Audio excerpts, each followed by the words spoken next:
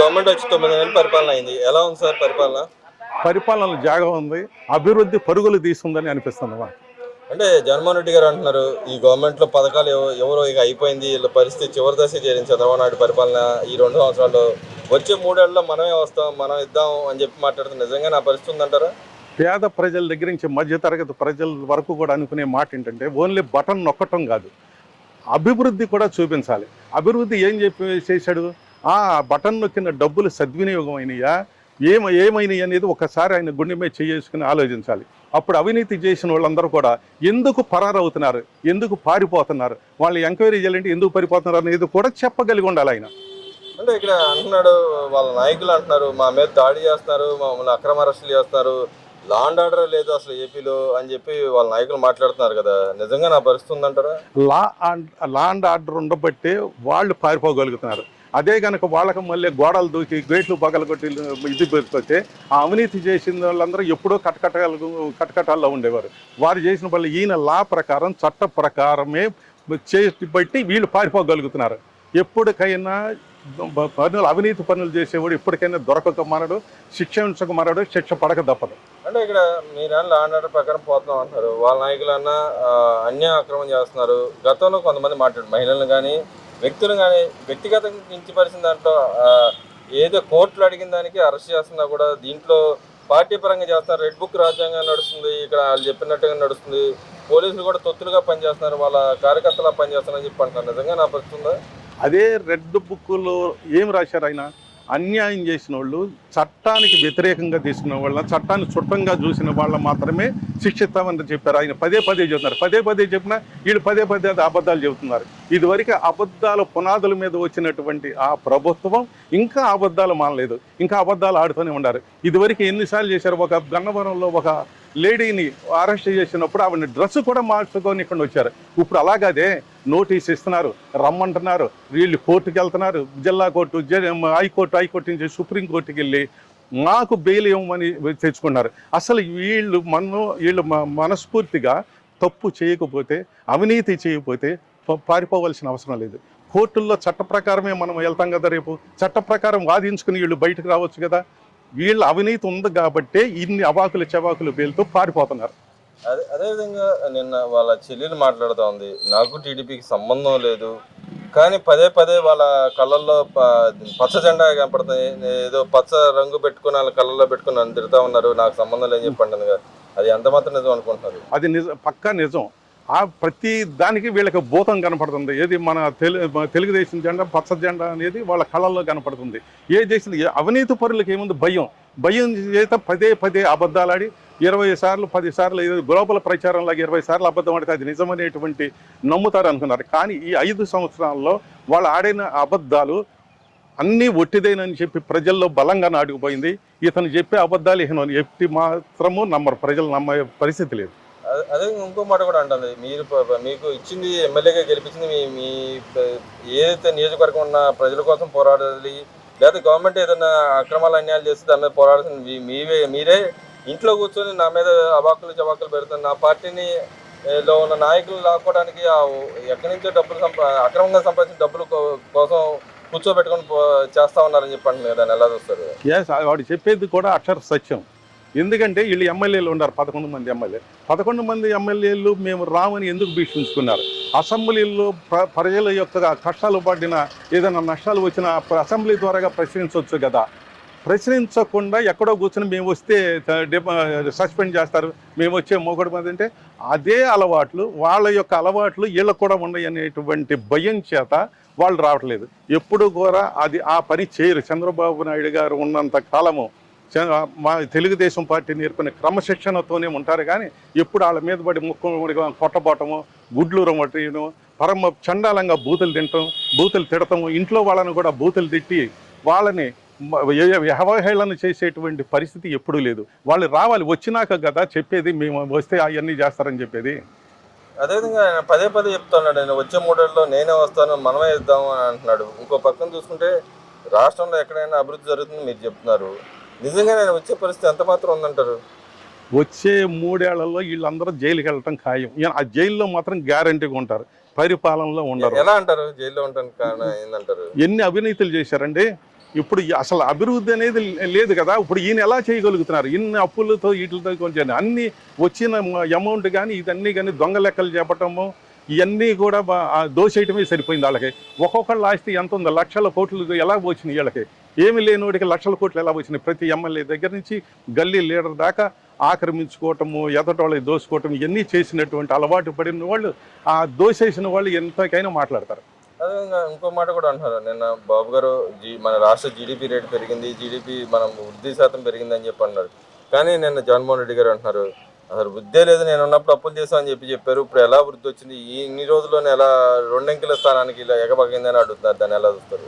ఒక్కసారి పరిపాలన గురించి ఒక్కసారి సెక్రటేరియట్కి వచ్చి ఆ ఫైనాన్స్ సెక్రటరీని కానీ చంద్రబాబు నాయుడు గారిని కూడా బతిమల్లి చెప్తారు, 2 రోజులు ట్రైనింగ్ తీసుకోమనండి వీని దగ్గర, ఎలా అభివృద్ధి అవుతుంది, ఎలా జీడిపి రేటు పెరుగుతుంది అనేది నేర్చుకోమనడం చేత కాకపోతే.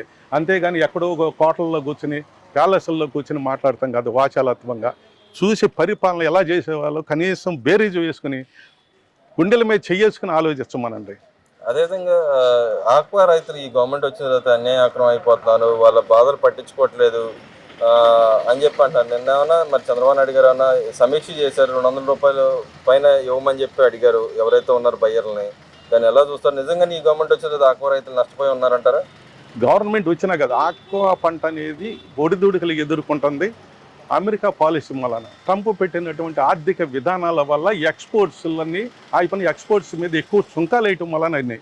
వీటిని కూడా అధిగమించేటువంటి తెలివితేటలు, అధిగమించేటువంటి కృషి వీని చేస్తారని మాకు గట్టిగా నమ్మకంగా ఉంది. అంటే ఇక్కడ నష్టపరిచారు, ఈ గవర్నమెంట్ నష్టపరిచింది అని చెప్పంటారు. నిజంగా ఈ గవర్నమెంట్ నష్టపరుస్తున్నారు రైతులని? గతంలో ఎలక్ట్రిసిటీ బిల్లులు పెంచిన పరిస్థితి ఉంది, ఇప్పుడైనా ఈ గవర్నమెంట్ వచ్చి అన్ని చేసిందని చెప్పి ఆయన జగన్మోహన్ రెడ్డి గారు చెప్తున్నారు. నిజంగా అది అభూత కల్పన. ఏ రైతులైనా సరే ఆక్వా రైతులందరినీ కూడా ఒడ్డున పడేసేటువంటి తెలివితేటలు, మార్కెట్ రేట్లు పెంచే తెలివితేటలు, పరిపాలనా దక్షిణుడైనటువంటి అవాకులు చెవాకులు లోపల బంగాళాలో కూర్చుని వాచాలత్వంగా మాట్లాడి ఈయనకి ఎంత మాత్రము లేదు. ఆక్వా రైతులు కూడా ఆదుకుంటారు, వాళ్ళ కళల్లో కూడా ఆనందం చూస్తాం. సార్ చెప్పండి, ఏదైతే వక్ఫ్ బోర్డ్ ల్యాండ్ ఏదైతే దాని చట్టం తీసుకొచ్చింది సెంట్రల్ గవర్నమెంట్, దానికి టీడీపీ అనుకూలంగా ఓటేసింది, రాష్ట్రంలో ముస్లింలకు అందరికీ వ్యతిరేకంగా చేస్తూ ఉంది, ముస్లింలు మోసం చేసింది చెప్పండి, నిజంగా నా పరిస్థితి అంటారు? అసలు లేదు. వక్ఫ్ బోర్డు అనేది సంస్కరించవలసినటువంటి టైం వచ్చింది. ఎన్డీఏ గవర్నమెంట్ తీసుకున్నటువంటి స్టెప్ చాలా సంతోషం. ఎందుచేతనంటే వక్ఫ్ బోర్డు అనేక లక్షల ఎకరాలు వాళ్ళ గుప్పిట్లో ఉన్నాయి. కొంతమంది సోకాల్డ్ పెద్దల చేతుల్లో గుప్పిట్లో ఉన్నది. దానికి సపోర్ట్ చేసే కుహనార్ రాజకీయ పార్టీలు వాళ్ళ సలోభం కోసం వాళ్ళని బెదిరించో, లాలించో, భయపెట్టో, డబ్బులు ఇచ్చే వాళ్ళ ఆస్తులు కొన్ని రాజకీయ పార్టీల చేతుల్లో కూడా ఉన్నాయి. అవన్నీ బయటకు రావాలి. తరువాత ముస్లింల్లోనే 5-6 తెగలు చాలా ఉన్నాయి, లేమిలో ఉన్నటువంటి అత్తడుగు పేదరికంలో ఉన్నారు. వాళ్ళకి ఫలాలు అందించట్లేదు. వాళ్ళకి ఫలాలు అందించాలంటే దీనికి ఒక బోర్డు సంస్కరించి అట్టడుగున ఉన్నటువంటి ముస్లింలకు కూడా ఉపయోగపడేటట్టు చేస్తేనే దాని యొక్క ఉద్దేశం బాగుంటుంది. అంటే ఇక్కడ టీడీపీ వాళ్ళు కారం చేశారు, రాష్ట్రంలో ముస్లింలందరూ అగెనెస్ట్గా పోరాడాలా, వాళ్ళ పార్టీలో ఉన్న వాళ్ళు రాజీనామా చేసి బయటికి రండి అని చెప్పి వైసీపీ నాయకులు అంటున్నారు. దాన్ని ఎలా చూస్తారు? ఈ పక్కన వాళ్ళే రాజ్యసభలో అయినా ఓటింగ్ అనుకూలంగా వేశారు, లోక్సభలో అయినా 103 వాళ్ళేం మాట్లాడలేదు. కానీ వాళ్ళ నాయకులు అంటారు మేము అసలు ఓటింగ్ వేయలేదని చెప్పి వాళ్ళు చెప్తున్నారు. ఏది నిజం అంటారు? ఇదే కుహనా రాజకీయాలు అంటారు. దీన్ని కుహనా రాజకీయాలు.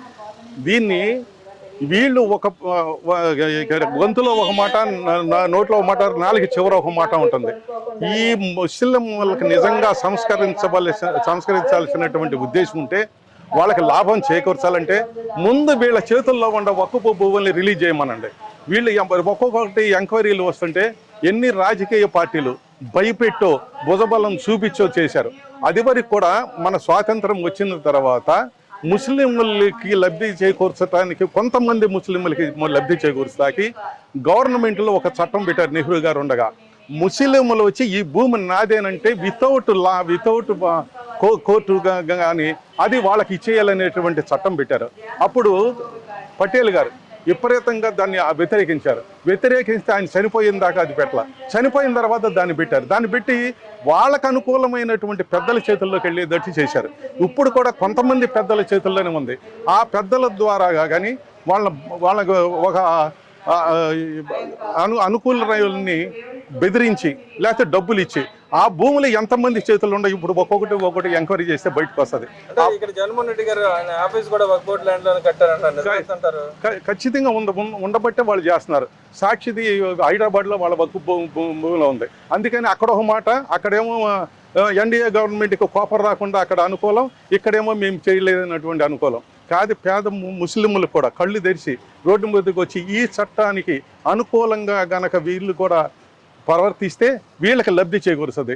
దాంట్లో పేదరికం లేనటువంటి ప్రతి ముస్లింని మనం చూడగలుగుతాం. అందుచేత ముస్లిం సోదరులకి లాభం చేకూర్చేటువంటి ఈ చట్టాన్ని ప్రతి వాళ్ళు కూడా సపోర్ట్ చేయవలసినటువంటి పరిస్థితి ఉంది. అంటే ఇక్కడ సుప్రీంకోర్టు కూడా నిన్న కేసులు వేసిన పరిస్థితి, చాలా మంది కేసులు వేశారు. దాని మీద కూడా నేను త్వరితగతిన తీసుకోవాలని చెప్పి వీళ్ళు అడిగినా కూడా కొంత ఆలోచించి తీసుకుంటాను, అడ్మిట్ అయితే చేసుకుంటాను అని చెప్పి అన్నారు కదా. దాన్ని ఎలా చూస్తారు మీరు? నిజాలు బయటకు వస్తాయని నేను అనుకుంటున్నాను. నిజాలు బయటకు వచ్చి న్యాయం చేస్తారని చెప్పేసి పేద ముస్లింలకు అనుకుంటున్నాను. దాంట్లో లాభం ఎంత ఉందంటారు? అసలు ఈ చట్టం వల్ల ఉపయోగం ఏముంది? అసలు ఎవరెవరు నష్టపోతా ఉన్నారు ఇప్పుడు దాకా?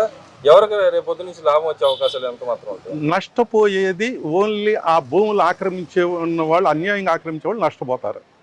లాభం పొందేది ప్రతి ముస్లిము, పేద ముస్లిము లబ్ధి పొందుతారు. ఇది అదేవిధంగా ఒక అపోహ కూడా ఉంది, గతంలో కూడా ముస్లిమ్స్ కాంగ్రెస్ పార్టీ అటు వైసీపీకి వెళ్ళిన సందర్భాలు చాలా మంది ఉన్నాయి. కానీ చంద్రబాబు నాయుడు గారు ఎప్పుడు చూసినా ఒక హౌస్ కట్టించినా, ఇక్కడ ఏదైనా డెవలప్ చేసినా, మైనార్టీలకు సంబంధించిన ఏదైనా పథకాలు పెట్టినా చేసిన వ్యక్తి చంద్రబాబు నాయుడు గారు కదా. కానీ ఇంకా వైసీపీ నాయకులు ఎందుకని వ్యతిరేకంగా చేయాలని చూస్తున్నారు ముస్లిం వర్గాన్ని?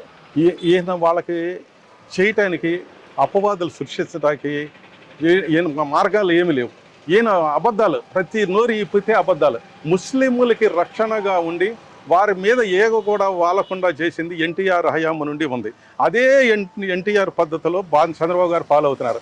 ఎవరైనా సరే ఈ గవర్నమెంట్ ఉండగా ఒక్క ముస్లిం కూడా ఇబ్బంది పడలేదు.